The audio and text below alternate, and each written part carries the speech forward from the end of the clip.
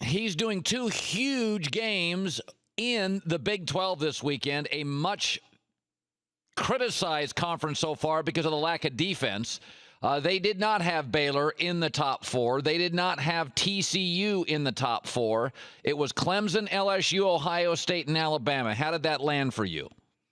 Well, to say it lightly, I was disappointed in the entire sport. And once again, I feel like the adults have gotten in the room and let an agenda overtake what has happened on the field. It's pretty clear to me that this committee doesn't know what they're doing. And there's some real biases being played out, in particular with the schools that are being represented by certain athletic directors. You know, if you beat Wisconsin this year with Barry Alvarez in that room, well, you're liable to be ranked really high.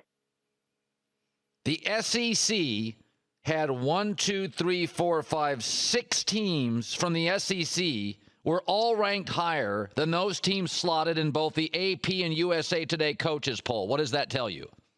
Well, I think that clearly the strength of schedule matrix, as they like to call it, is favoring the SEC. I think that the perception of that conference leads people to think that it's the easiest possible position to put those teams where they're at. Colin, I got to tell you, the criteria is such a moving target. Ever since they started doing these ridiculous weekly rankings that everyone likes to say don't mean anything, but they absolutely do. They mean everything.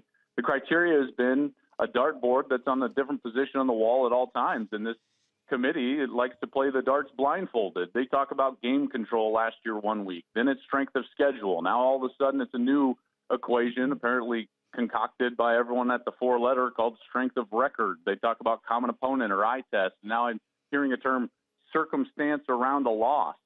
I feel bad for Jeff Long, I got to tell you, in some respects, because this thing has become so corporate and so political that they trot him out there for quote-unquote transparency, and it becomes a magic show. And when all else fails, he has to go to this line. Well, you have to look deeper than that, Colin. The criteria is a reference point, but it's hard to explain. You know what people say? You know what position they're in when they say it's hard to explain? That it's unexplainable. That's what's hard to explain. What team in particular do you think got jobbed? I think with where Alabama was slotted, Notre Dame and Florida and Baylor all have the biggest gripes within the first ranking. Alabama apparently is so strong because they have 3 wins over teams that are above 500. And yet their loss is to Ole Miss at home, who's a 2-loss team. Well, look at Notre Dame. They've also got 3 wins, with those teams being over 500. Navy 6-1, Temple 7-1, USC 5-3, clearly playing better since Steve Sarkisian was fired. Oh, and by the way, their loss was on the road at the number 1 team in the country by 2 points. Florida, they beat Ole Miss by 28 and lost at number 2 LSU.